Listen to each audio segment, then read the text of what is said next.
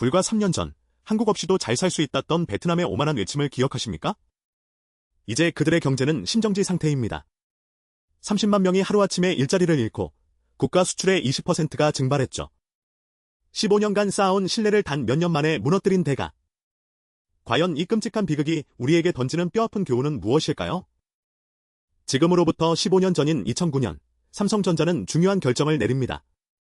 당시 중국은 인건비가 급등하고 노동 분쟁도 잦아지는 상황이었죠. 더 이상 중국에만 의존할 수 없다고 판단한 삼성은 동남아시아 전체를 샅샅이 훑습니다. 태국, 말레이시아, 인도네시아, 필리핀. 모든 가능성을 면밀히 검토했습니다. 그리고 최종적으로 선택한 곳이 바로 베트남이었습니다. 왜 베트남이었을까요? 이유는 명확했습니다. 첫째, 젊고 성실한 노동력이 풍부했습니다.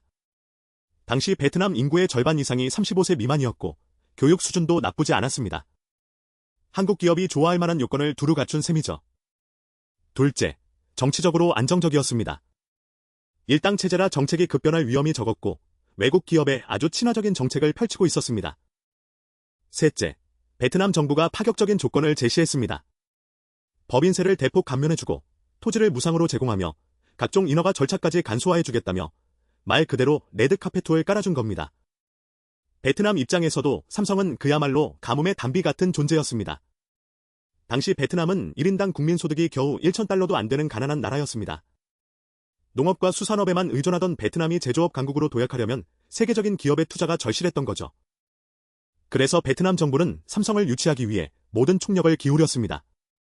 당시 베트남 총리가 직접 나서서 삼성 임원진을 만나고 모든 행정 절차를 신속하게 처리해줬습니다. 2009년 3월, 드디어 첫 삽을 떴습니다. 베트남 북부 박성에 삼성전자 공장이 들어서기 시작한 겁니다. 초기 투자 규모만 해도 6억 달러, 우리 돈으로 약 7천억 원에 달했습니다. 그런데 여기서 중요한 건 이건 그저 시작에 불과했다는 겁니다. 공장 건설 속도는 그야말로 놀라웠습니다. 불과 1년 만에 1단계 공장이 완공됐고 곧바로 스마트폰 생산이 시작됐죠. 베트남 현지 직원들은 삼성의 체계적인 시스템에 혀를 내둘렀습니다. 한국에서 온 엔지니어들은 밤낮 없이 현지 직원들을 교육했습니다. 단순 조립 작업부터 품질 관리, 생산 공정 관리까지 모든 노하우를 아낌없이 전수했죠. 베트남 직원들도 빠르게 적응했습니다. 성실하고 꼼꼼한 성향이 정밀전자 제품 생산에 딱 맞아떨어졌습니다. 2010년 첫 해에만 1만 명을 직접 고용했습니다. 그런데 이건 빙산의 일각이었습니다. 삼성이라는 거대한 기업 하나가 들어서자 수많은 부품 협력 업체들이 베트남으로 우르르 몰려왔습니다. 디스플레이를 만드는 회사, 배터리를 만드는 회사, 카메라 모듈을 만드는 회사까지 말이죠. 한국 협력사들도 대거 베트남에 진출했습니다. 삼성을 따라 베트남에 공장을 세운 한국 기업만 200개가 넘었습니다. 이들이 고용한 인력까지 합치면 수십만 명이 삼성 생태계에서 일하게 된 겁니다. 베트남 경제에 미친 영향은 실로 엄청났습니다. 2011년, 삼성은 베트남 전체 수출의 5%를 차지했습니다. 고작 2년 만의 일이었습니다. 베트남 정부는 환호했습니다. 드디어 섬유와 신발만 수출하던 나라에서 첨단 전자 제품을 수출하는 나라로 도약하기 시작한 겁니다. 성공에 고무된 삼성은 투자를 계속 확대했습니다. 2013년 박성에서 남쪽으로 100km 떨어진 타이응우 예성의 두 번째 공장을 착공했습니다. 이번엔 규모가 훨씬 컸습니다. 투자액만 20억 달러, 우리 돈으로 2조 원이 넘었습니다. 2014년 3월, 두 번째 공장이 완공되자 베트남은 삼성 글로벌 생산 네트워크의 핵심 거점이 됐습니다. 전 세계에서 팔리는 갤럭시 시리즈 스마트폰의 절반이 베트남에서 만들어졌습니다. 연간 1억 대가 넘는 스마트폰이 베트남 공장에서 쏟아져 나왔으니 그 위상이 짐작이 가시죠. 베트남 경제는 날개를 달았습니다. 2015년, 삼성은 베트남 전체 수출의 무려 15%를 담당했습니다. 단일 기업이 국가 수출의 15%를 책임진다는 건 전례가 없는 일이었습니다. 베트남의 연간 경제 성장률은 6-7%를 기록하며 아시아에서 가장 빠르게 성장하는 나라 중 하나가 됐습니다. 국제 신용평가사들은 베트남의 국가 신용 등급을 올렸고 외국인 직접 투자가 폭증했습니다. 삼성의 성공을 본 글로벌 기업들도 베트남에 앞다투어 투자하기 시작했습니다. 인텔, LG, 마이크로소프트, 나이키, 아디다스까지 말이죠. 베트남은 제2의 중국이 될 거라는 기대감이 한껏 높아졌습니다. 현지 직원들의 삶도 완전히 달라졌습니다. 삼성 공장에서 일하면 월급이 다른 곳보다 30에서 40% 높았습니다.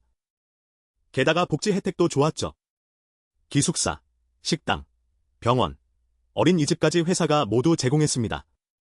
베트남 청년들에게 삼성은 그야말로 꿈의 직장이었습니다.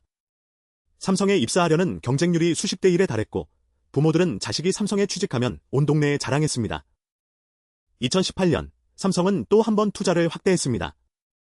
이번엔 스마트폰뿐 아니라 가전제품까지 베트남에서 생산하기로 한 겁니다. 투자액은 무려 17억 달러였습니다. 베트남 정부는 이번에도 적극적으로 지원했습니다. 새 공장 부지를 제공했고 인프라 구축에도 적극적으로 협력했습니다. 도로를 새로 깔고 항만 시설을 확충하며 전력 공급도 안정화시켰습니다. 2020년까지 삼성의 베트남 누적 투자액은 무려 30조 원을 넘어섰습니다. 직접 고용 인력만 16만 명이었고 협력업체 직원까지 합치면 30만 명 이상이 삼성 생태계에서 일했습니다. 삼성은 베트남 전체 수출의 20%를 담당했습니다. 휴대폰, 태블릿, 가전제품, 반도체까지 온갖 첨단 제품이 베트남에서 전 세계로 팔려나갔습니다. 베트남은 이제 1인당 국민소득 3,000달러를 넘어섰습니다. 불과 10년 만에 3배가 성장한 겁니다. 거리는 오토바이와 자동차로 가득했고 쇼핑몰이 속속 들어서며 중산층이 급격히 늘어났습니다. 이 모든 게 삼성이라는 든든한 파트너 덕분이었습니다. 베트남과 삼성, 완벽한 윈윈 관계처럼 보였습니다. 하지만 이 황금기는 곧 끝나게 됩니다. 2021년, 분위기가 조금씩 바뀌기 시작했습니다. 베트남 경제가 빠르게 성장하면서 그들은 자신감에 넘쳤습니다. 아니, 자신감을 넘어서 오만함이 싹트기 시작한 겁니다. 베트남 정부 내부에서 이런 목소리가 나오기 시작했습니다. 우리가 이제 삼성 없이도 충분히 잘할 수 있다. 삼성이 베트남을 이용해서 돈을 버는 거지. 우리가 삼성한테 신세진 게 아니다. 오히려 삼성이 베트남한테 더 많은 걸 줘야 한다. 놀랍게도 이런 인식이 베트남 사회 전반으로 퍼져나갔습니다. 베트남 언론도 한몫했습니다. 베트남 매체들은 삼성이 베트남 노동력을 착취한다는 식의 기사를 쏟아냈습니다. 삼성이 벌어들이는 이익에 비해 베트남이 받는 게 너무 적다는 주장이었죠. 거리에서는 반한 감정이 슬금슬금 고개를 들었습니다. 일부 노동단체들이 시위를 벌이기 시작했습니다. 임금을 올려라, 한국인 관리자를 줄여라, 기술을 이전하라 는 구호가 등장했습니다. 처음에는 소규모 시위였지만 점점 규모가 커졌고 빈도도 잦아졌습니다. 더 심각한 건 베트남 정부의 태도였습니다. 정부가 이런 분위기를 제어하지 않았습니다. 아니, 오히려 방관했고 때로는 부추기기까지 했습니다. 정치인들이 반기업 정서를 선동하기 시작한 겁니다. 선거를 앞두고 외국 기업을 때리면 표가 되니까요. 베트남 공산당 내부에서도 노선이 바뀌었습니다. 친기업 정책에서 자국 우선주의로 선회한 겁니다. 외국 기업에 준 혜택이 너무 많으니 이제는 회수해야 한다는 논리였죠. 2022년 초, 첫 경고음이 울렸습니다. 베트남 정부가 삼성에 법인세 인상을 통보한 겁니다. 계약서에는 10년간 법인세를 감면해준다고 명시돼 있었습니다. 아직 3년이나 남은 상황이었죠. 하지만 베트남 정부는 상황이 변했다며 일방적으로 통보했습니다. 법인세율을 기존 5%에서 15%로 올리겠다는 겁니다. 무려 3배나 올린 거죠. 삼성은 당황했습니다. 계약 위반이 아니냐고 강력히 항의했지만 베트남 정부는 들은 척도 안 했습니다. 우리나라 법이 바뀌었으니 따르라는 식이었죠. 삼성은 고민에 빠졌습니다. 지금까지 30조 원을 투자했는데 이대로 당할 순 없었습니다. 하지만 베트남을 떠나는 것도 쉬운 결정은 아니었습니다. 일단은 참기로 했습니다. 혹시 모를 상황 악화에 대비해 내부적으로 비상 계획을 세우면서 말이죠. 하지만 상황은 더 나빠졌습니다. 2022년 중반, 베트남 정부가 또 다른 요구를 해왔습니다. 이번엔 환경 규제였습니다. 갑자기 환경 기준을 강화하면서 삼성 공장에 추가 설비 투자를 요구한 겁니다. 물론 환경을 지키는 건 당연히 중요합니다. 하지만 문제는 타이밍과 방식이었습니다. 사전 협의도 없이 일방적으로 통보했고 준수기한도 턱없이 짧았습니다. 6개월 안에 수천억 원어치 설비를 가출하는 거였습니다. 안 그러면 조업 정지시키겠다는 협박까지 덧붙였죠. 삼성은 최대한 빨리 대응했습니다. 한국 본사에서 긴급 예산을 편성했고 필요한 설비를 들여왔습니다. 베트남과의 관계를 유지하는 게 중요하다고 판단했으니까요. 하지만 베트남 정부는 만족하지 않았습니다. 2022년 말, 이번엔 노동법 개정 카드를 꺼냈습니다. 최저임금을 20% 인상하고 근로시간을 단축하며 휴가를 늘리라는 내용이었습니다. 물론 노동자 권익 보호는 중요합니다. 하지만 또다시 문제는 사전 협의가 전혀 없었다는 겁니다. 기업들에게 의견을 묻지도 않고 일방적으로 밀어붙였습니다. 삼성 입장에서는 인건비가 하루아침에 20% 이상 오른 셈이었습니다. 게다가 생산성은 오히려 떨어졌습니다. 근로시간이 줄어드니 같은 물량을 만들려면 인력을 더 뽑아야 했죠. 그래도 삼성은 꾹 참았습니다. 15년간 쌓아온 관계를 쉽게 포기할 수는 없었으니까요. 하지만 내부적으로는 심각한 논의가 시작됐습니다. 베트남이 더 이상 안전한 투자처가 아닐 수도 있다는 우려가 커진 겁니다. 경영진 회의에서 베트남 리스크가 주요 안건으로 올라왔습니다. 일부 임원들은 생산 기지를 다변화해야 한다고 주장했습니다. 베트남에 올인하는 건 위험하다는 거였죠. 하지만 아직 결정을 내리기엔 이른 시점이었습니다. 혹시 베트남 정부가 태도를 바꿀 수도 있으니까요? 삼성은 베트남 정부와의 대화를 시도했습니다. 고위급 면담을 요청했고 상호 이익이 되는 방안을 제시했습니다. 하지만 베트남 측 반응은 싸늘했습니다. 오히려 더 많은 걸 요구했습니다.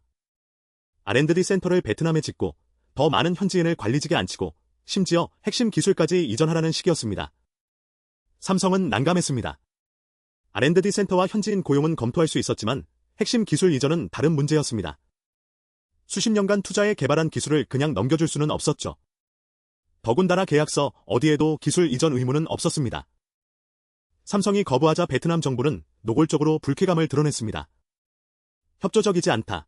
베트남 발전에 기여할 생각이 없다는 식으로 삼성을 몰아갔습니다. 언론도 가세했습니다. 삼성이 베트남을 이용만 하고 기술은 숨긴다는 비판 기사가 쏟아졌습니다. 여론도 악화됐습니다. 거리에서 삼성 제품 불매 운동을 하자는 목소리까지 나왔습니다. 2023년 들어서자 상황은 더욱 심각해졌습니다. 2023년 3월 충격적인 사건이 발생했습니다. 베트남 정부가 삼성 공장에 대규모 세무조사를 단행한 겁니다. 수십 명의 세무 공무원이 공장에 들이닥쳤습니다. 회계 장부를 뒤지고 직원들을 조사하고 컴퓨터 파일을 복사해 갔습니다. 명분은 탈세 의혹이었습니다. 하지만 정작 구체적인 혐의는 제시하지 않았습니다.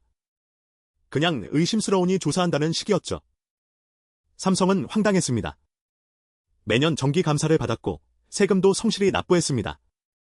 탈세할 이유도 없었고 실제로 탈세한 적도 없었습니다. 하지만 베트남 정부는 3개월 동안 조사를 질질 끌었습니다. 결과는 아무것도 나오지 않았습니다. 탈세 증거가 전혀 없었으니까요. 하지만 베트남 정부는 사과하지 않았습니다. 그저 조사가 종료됐다는 통보만 했을 뿐이죠. 삼성은 이게 무엇을 의미하는지 정확히 알았습니다.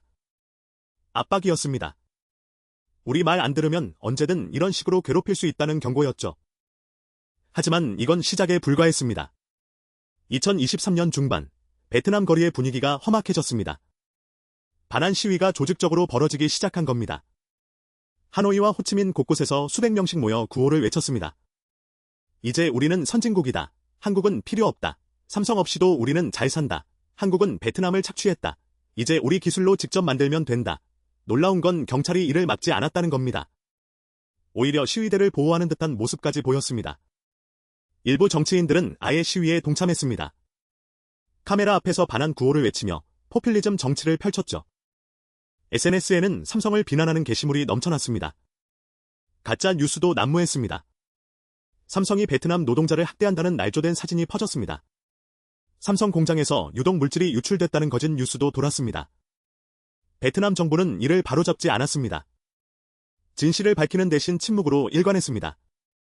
아니, 어쩌면 이런 분위기를 즐기고 있었는지도 모릅니다. 삼성 직원들은 불안에 떨었습니다. 한국인 주재원들은 거리에서 욕설을 듣기도 했습니다. 일부는 신변 위협까지 느꼈습니다. 베트남 현지 직원들도 혼란스러워했습니다. 회사는 자신들을 잘 대우해줬는데 왜 갑자기 회사가 나쁜 곳이 된 건지 이해할 수 없었죠. 2023년 8월, 결정타가 날아왔습니다. 베트남 정부가 삼성에 공식 문서를 보낸 겁니다. 내용은 충격적이었습니다. 차세대 반도체 핵심 기술을 베트남에 이전하라, 대가 없이 무상으로 말이죠. 그리고 만약 이를 거부한다면 세금을 더 올릴 수 있고 공장 운영도 보장할 수 없다는 협박까지 포함돼 있었습니다. 이건 협상이 아니었습니다. 명백한 압박이었고 사실상 협박이었습니다. 삼성 본사는 긴급 회의를 소집했습니다. 임원진 전원이 모였고 이재용 회장도 직접 참석했습니다. 모두가 분노했습니다. 15년간 30조 원을 투자하고 30만 명을 먹여 살리고 국가 수출의 20%를 책임졌는데 돌아온 대답이 이거냐는 거였죠. 무엇보다 배신감이 컸습니다. 베트남 정부와 맺은 계약서가 휴지 조각이 된 겁니다. 법인세 감면, 연구 활동 보장, 토지 무상 제공, 각종 인허가 지원. 모두 정식 계약서에 명시된 조건들이었습니다.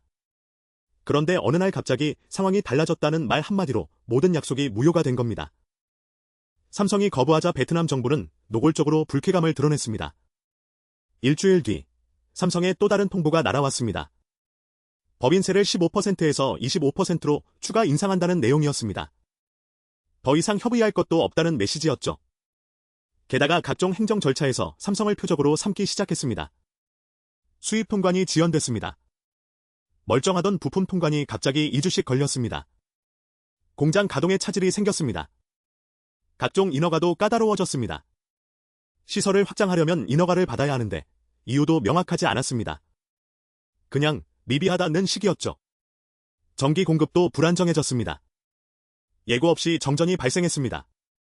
공장이 멈추면 수억 원씩 손해가 발생합니다. 삼성이 항의하면 베트남 전력공사는 전력 수요가 많아서 어쩔 수 없다고 둘러댔습니다. 하지만 다른 공장들은 멀쩡했습니다. 삼성 공장만 유독 정전이 잦았죠. 이제 의도가 명확했습니다. 베트남 정부는 삼성을 쥐어짜려는 겁니다. 기술을 받아내든 돈을 더 뜯어내든 무슨 수를 써서라도 최대한 이득을 챙기려는 거였죠. 그리고 삼성이 떠날 거라곤 전혀 생각하지 않았습니다. 이미 30조 원을 투자했는데 그걸 버리고 갈 리 없다고 판단한 겁니다. 하지만 이건 치명적인 오판이었습니다. 2023년 10월 삼성 본사에서 극비 회의가 열렸습니다. 주제는 하나, 베트남 철수 시나리오였습니다. 이재용 회장이 직접 주재한 회의였습니다.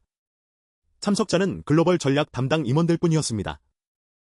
회의는 5시간 동안 계속됐습니다. 베트남에 남았을 때의 리스크와 떠났을 때의 손실을 냉정하게 분석했습니다. 숫자는 명확했습니다. 베트남에 남으면 단기적으로는 괜찮아 보였습니다. 이미 투자한 30조 원을 활용할 수 있으니까요. 하지만 장기적으로는 재앙이었습니다. 베트남 정부가 약속을 지키지 않는 이상 언제든 또 요구가 날아올 겁니다. 세금을 더 올리고, 규제를 더 강화하고, 기술을 더 요구하겠죠.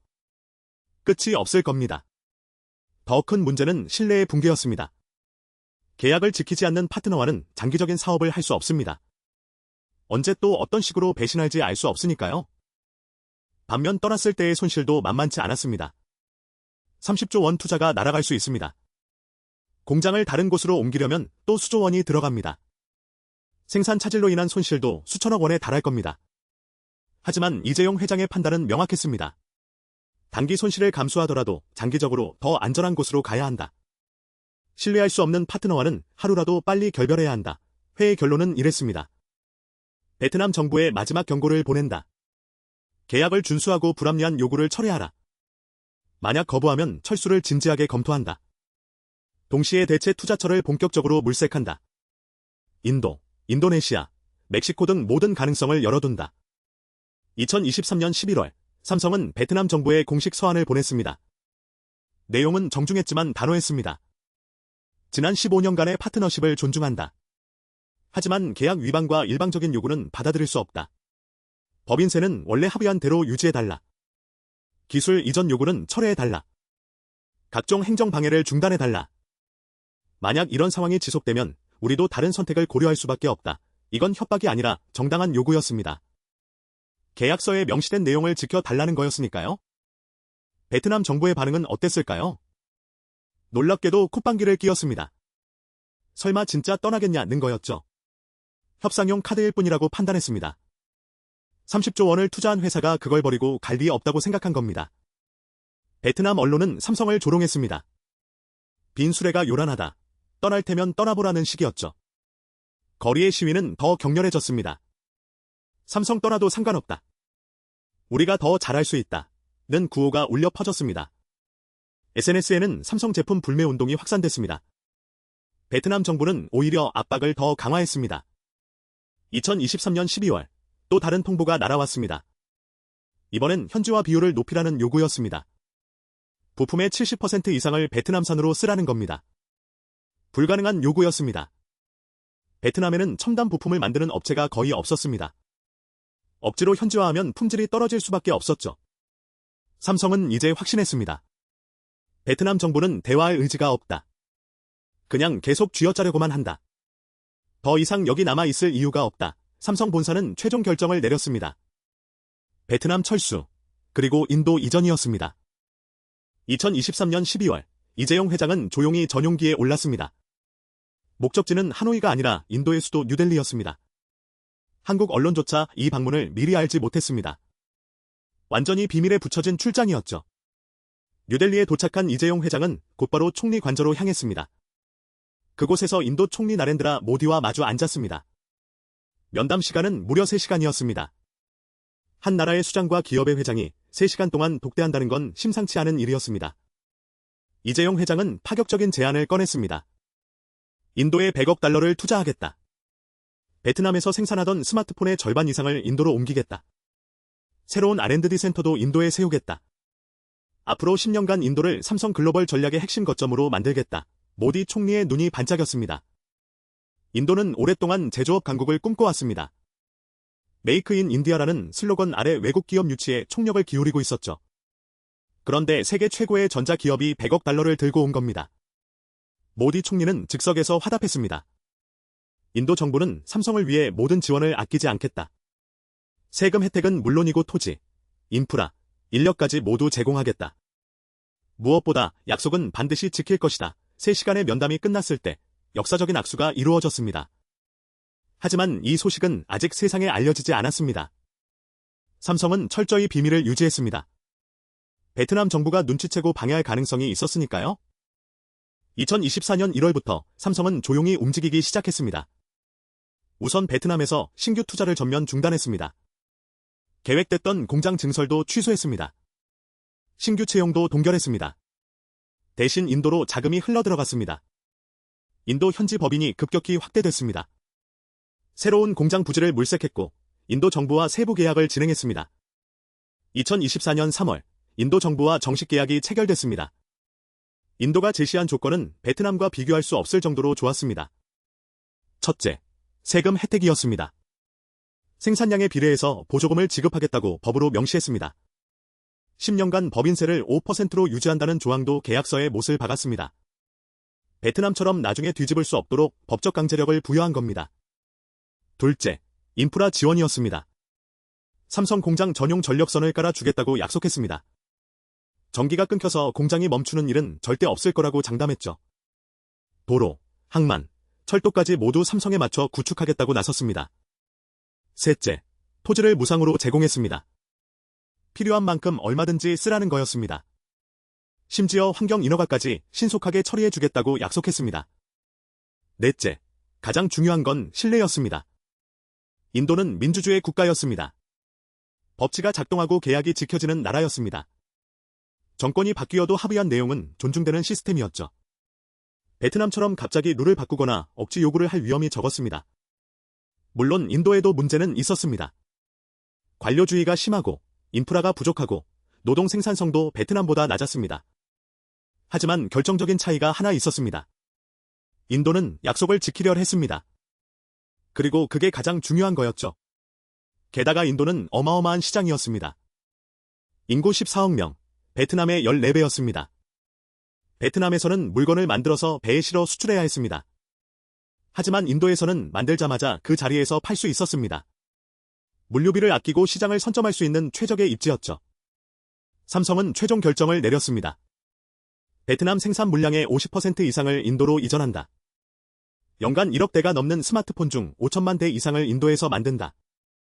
2024년 6월, 인도의 첫 대형 공장이 착공됐습니다. 우타르 프라데시주 노이다 지역이었습니다. 부지는 100만 평방미터가 넘었습니다. 투자액은 30억 달러, 우리 돈으로 4조 원이었습니다. 인도 정부는 약속대로 모든 걸 신속하게 처리해줬습니다. 인허가는 한 달 만에 나왔습니다. 전력선은 공장보다 먼저 깔렸습니다. 도로도 새로 뚫렸습니다. 모디 총리가 직접 착공식에 참석했습니다. 카메라 앞에서 삼성을 극찬했습니다. 인도와 삼성의 파트너십이 양국 경제에 큰 도움이 될 거라고 말했죠. 한편 베트남에서는 조용한 움직임이 시작됐습니다. 삼성이 슬금슬금 생산 라인을 축소하기 시작한 겁니다. 신규 제품은 베트남이 아니라 인도에서 생산됐습니다. 베트남 공장은 구형 모델만 만들었습니다. 직원들은 불안해하기 시작했습니다. 뭔가 이상하다는 걸 느꼈죠. 하지만 정확히 무슨 일이 벌어지는지는 몰랐습니다. 삼성은 철저히 비밀을 유지했으니까요. 베트남 정부는 여전히 눈치채지 못했습니다. 아니, 설마 정말 떠날 거라곤 생각하지 않았습니다. 그들의 오만함은 끝까지 계속됐습니다. 하지만 곧 현실이 그들을 강타하게 됩니다. 2024년 12월, 드디어 그날이 왔습니다. 삼성전자가 공식 발표를 했습니다. 베트남 생산 물량의 50% 이상을 인도로 이전한다는 내용이었습니다. 그야말로 폭탄 선언이었습니다. 베트남은 충격에 빠졌습니다. 정부 관계자들은 황급히 삼성에 연락했습니다. 하지만 이미 결정된 사안이었습니다. 돌이킬 수 없는 지점을 넘어선 거였죠. 베트남 언론은 패닉 상태에 빠졌습니다. 불과 몇 달 전까지만 해도 삼성 없어도 우리는 잘 산다고 외치던 매체들이 이제는 삼성 떠나면 큰일이라고 아우성쳤습니다. 하지만 늦었습니다. 2025년 1월부터 본격적인 이전이 시작됐습니다. 베트남 공장의 생산 라인이 하나씩 멈췄습니다. 장비가 해체됐습니다. 컨테이너에 실려 항구로 향했습니다. 그리고 인도로 배송됐습니다. 직원들에게 해고, 통보가 전달됐습니다. 처음엔 몇백 명이었습니다. 그런데 매주 규모가 커졌습니다. 몇천 명, 몇만 명으로 불어났습니다. 결국 30만 명이 일자리를 잃게 됐습니다. 직접 고용 직원 16만 명, 협력업체 직원 14만 명이었습니다. 더 큰 문제는 협력업체들이었습니다. 삼성의 부품을 납품하던 1200개 회사가 있었습니다. 한국 기업도 있었고, 베트남 기업도 있었으며, 다른 나라 기업도 있었습니다. 이들은 매출의 대부분을 삼성에 의존하고 있었습니다. 삼성이 떠나면 이들도 따라 떠날 수밖에 없었죠. 2025년 3월, 협력업체들의 대이동이 시작됐습니다.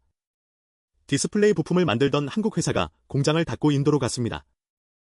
카메라 모듈을 만들던 대만 회사도 짐을 쌌습니다. 배터리 케이스를 만들던 베트남 회사는 어쩔 수 없이 폐업했습니다. 인도까지 따라갈 자금이 없었거든요. 물류 회사들도 타격을 받았습니다. 삼성 물량이 사라지자 트럭이 놀기 시작했습니다. 직원을 해고하고 차량을 팔아치웠습니다. 포장재를 만들던 회사도 문을 닫았습니다. 금형을 만들던 회사도 직원을 정리해고했습니다. 삼성이라는 거대한 나무가 뿌리째 뽑히자 그 주변의 모든 생태계가 무너진 겁니다. 가장 큰 피해를 입은 곳은 박성과 타이응우 예성이었습니다. 삼성 공장이 있던 두 도시였죠. 박성의 경우 지역 경제의 60%가 삼성과 관련돼 있었습니다. 삼성이 떠나자 도시 전체가 텅 비기 시작했습니다. 공장 지대는 유령 도시로 변했습니다. 불 꺼진 공장 건물들이 줄지어 서 있었습니다. 출퇴근 시간에 붐비던 도로는 한산해졌습니다. 식당과 가게들이 하나둘 문을 닫았습니다. 일하는 사람이 없으니 손님도 없었던 거죠. 부동산 가격이 폭락했습니다. 공장 근처 아파트 값이 반토막 났습니다. 전세금을 못 받는 사람들이 속출했습니다. 지역 은행들도 위기에 빠졌습니다. 기업 대출과 개인 대출이 동시에 부실화됐습니다.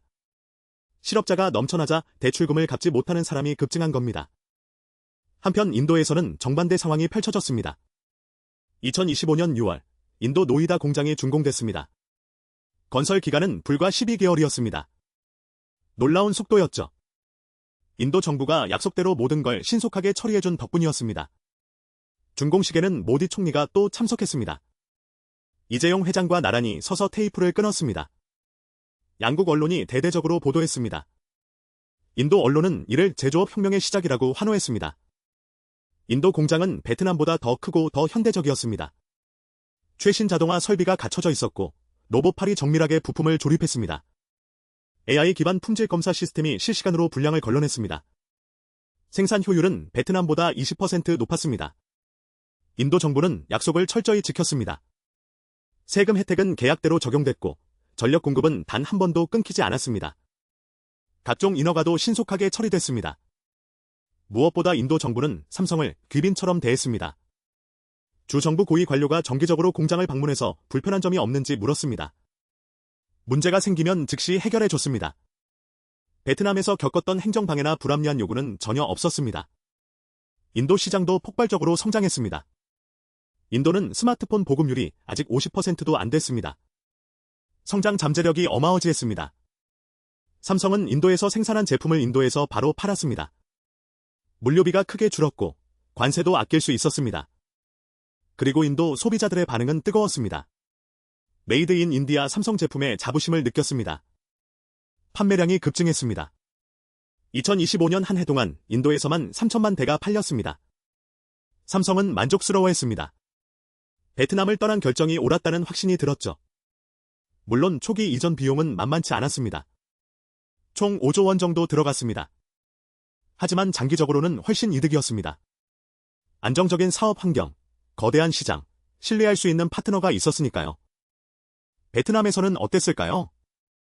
삼성 없는 베트남의 비극적인 모습을 이제 살펴보겠습니다. 2025년 하반기, 베트남 경제는 자유낙하하기 시작했습니다. 삼성이 떠난 충격이 본격적으로 드러나기 시작한 겁니다. 우선 수출이 급감했습니다. 2024년까지 베트남의 연간 수출액은 3,500억 달러였습니다.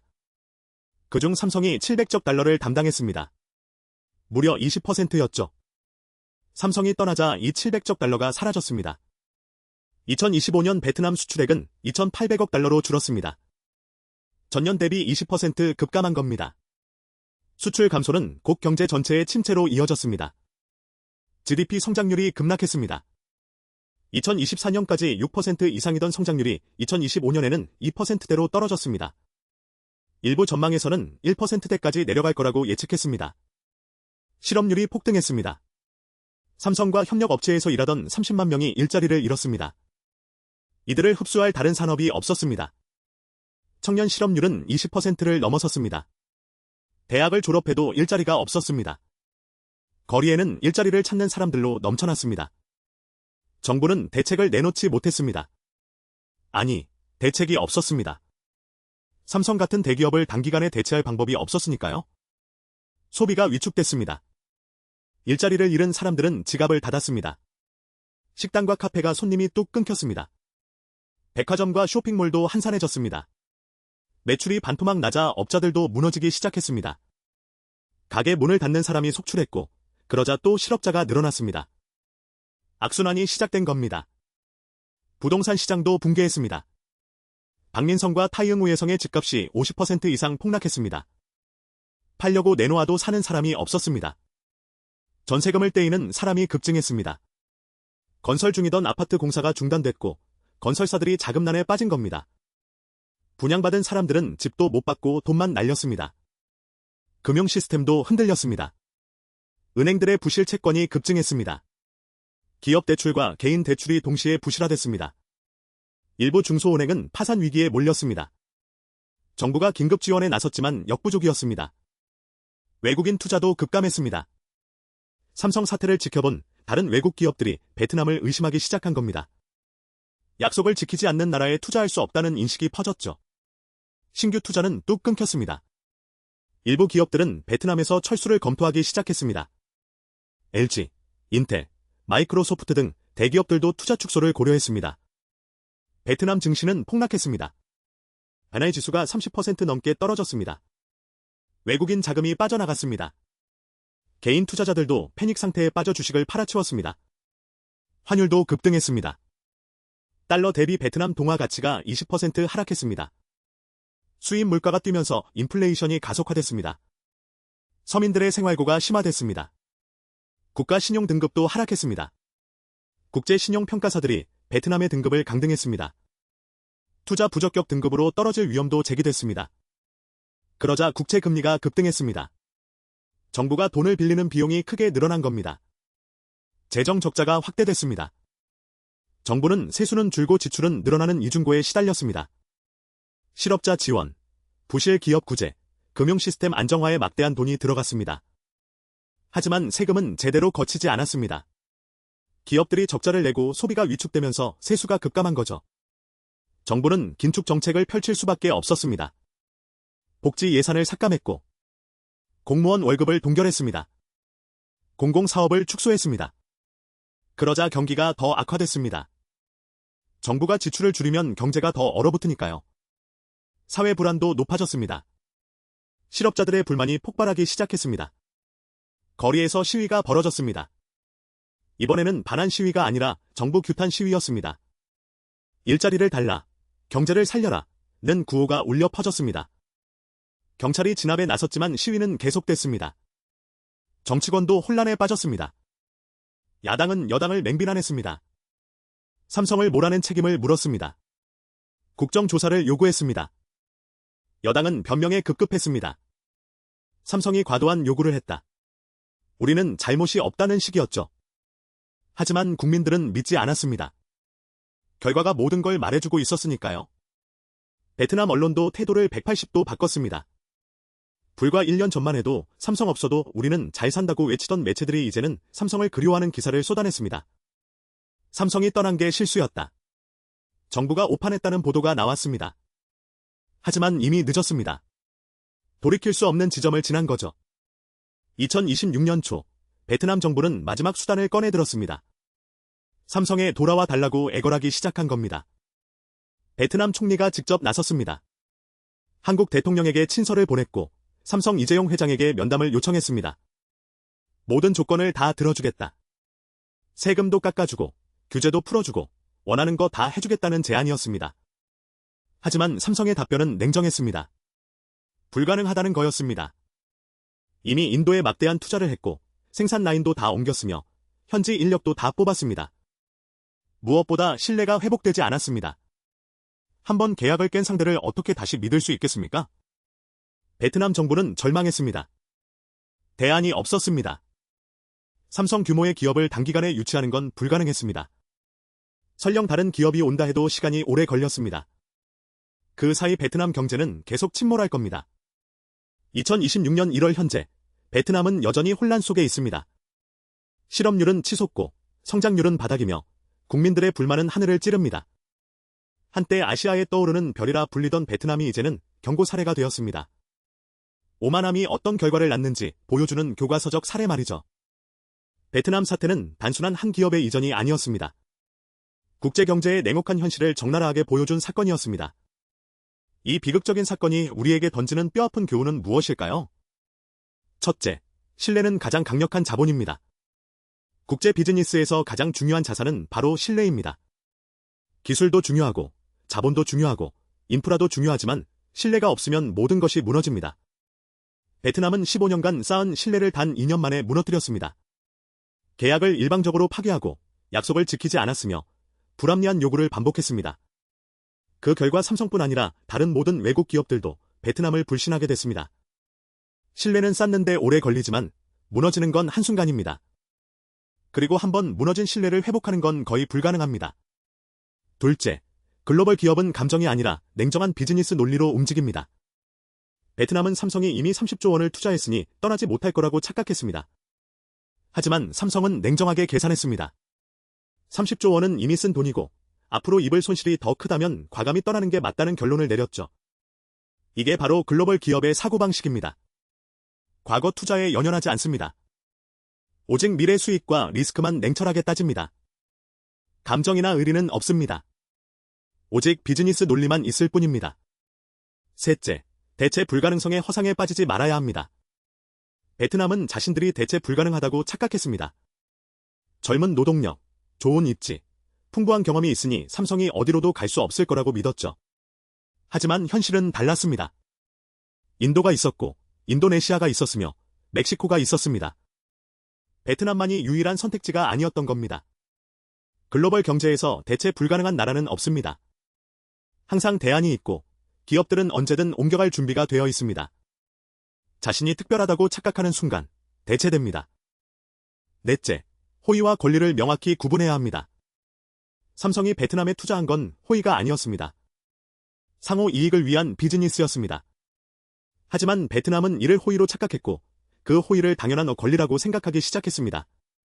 세금 감면은 당연하고 기술 이전도 당연하고 더 많은 투자도 당연하다고 여긴 겁니다. 하지만 비즈니스에서 당연한 건 없습니다. 모든 건 계약과 합의에 기반합니다. 상대방의 호의를 권리로 착각하는 순간 관계는 무너집니다. 다섯째, 포퓰리즘의 위험성을 경계해야 합니다. 베트남 정부는 단기적인 정치적 이득을 위해 반기업 정서를 부추겼습니다. 외국 기업을 때리면 표가 된다고 생각한 겁니다. 실제로 단기적으로는 효과가 있었습니다. 국민들은 환호했고 정치인들은 지지율이 올랐습니다. 하지만 장기적으로는 재앙이었습니다. 외국 기업들이 떠나고 투자가 끊기고 경제가 무너졌습니다. 단기적 인기를 위해 장기적 이익을 희생한 전형적인 포퓰리즘의 실패 사례입니다. 여섯째, 법치의 중요성을 잊지 말아야 합니다. 베트남은 일당 독재 체제입니다. 정부가 마음만 먹으면 언제든 법을 바꿀 수 있습니다.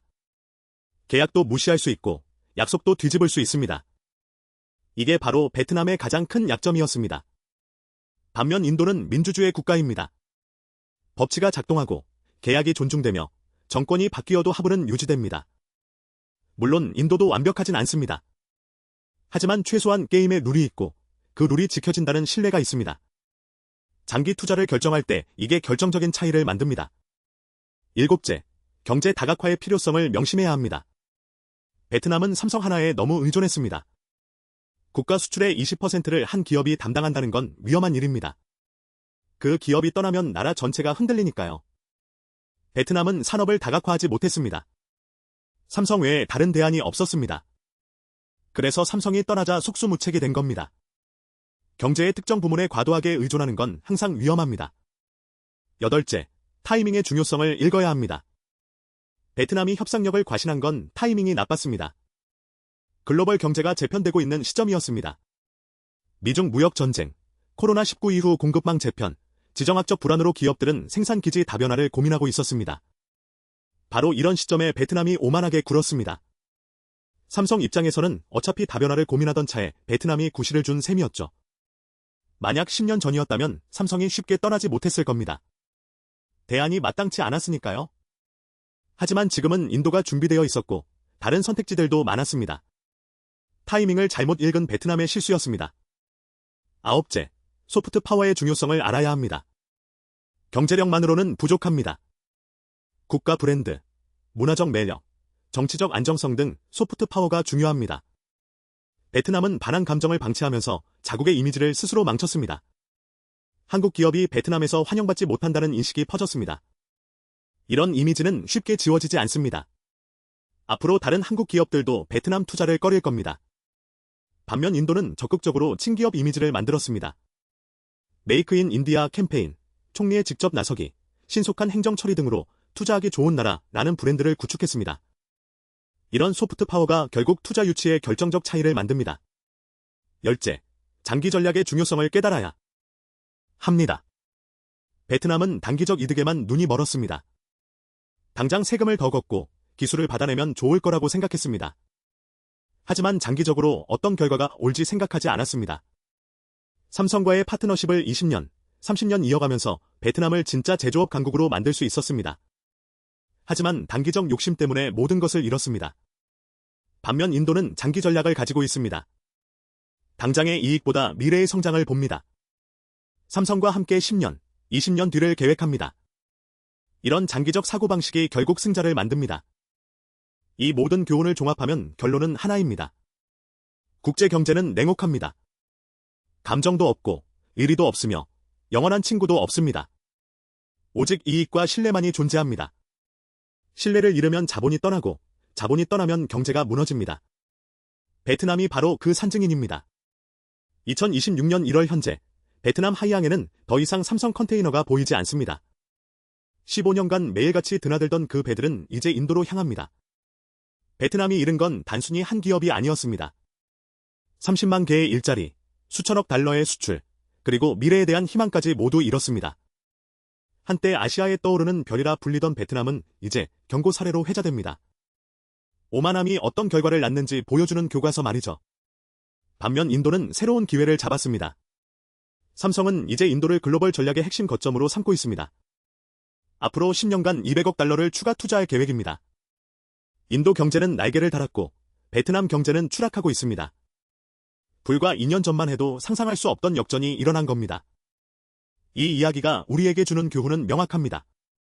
첫째, 신뢰는 가장 강력한 자본입니다. 한번 깨진 신뢰는 수조 원의 보조금으로도 회복할 수 없습니다. 둘째, 글로벌 기업은 감정이 아니라 냉정한 비즈니스 논리로 움직입니다. 약속을 지키지 않는 파트너는 가차없이 버리고 떠납니다. 셋째, 호의를 권리로 착각하는 순간 모든 것을 잃습니다. 상대방의 투자와 기여를 당연하게 여기는 순간 관계는 끝납니다. 넷째, 오만함은 언제나 몰락으로 이어집니다. 자신이 대체 불가능하다고 착각하는 순간 대체됩니다. 다섯째, 장기적 관계가 단기적 이득보다 중요합니다. 당장의 세금 몇 푼에 눈이 멀어 미래를 잃어서는 안 됩니다. 베트남의 미래는 어떻게 될까요?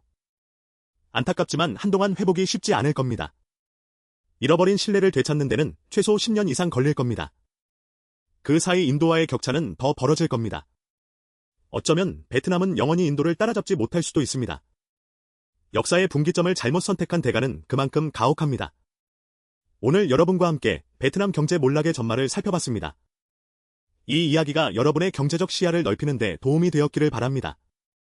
앞으로 경제의 중심 채널에서는 더 많은 국제경제 이슈를 깊이 있게 다루겠습니다. 구독과 좋아요, 그리고 알림 설정까지 부탁드립니다. 여러분의 생각은 어떠신지 댓글로 자유롭게 남겨주세요. 다음 영상에서는 삼성이 선택한 인도가 과연 제2의 중국이 될 수 있을지, 아니면 또 다른 리스크가 숨어 있을지 심층 분석해 보겠습니다. 긴 시간 끝까지 들어주셔서 진심으로 감사합니다.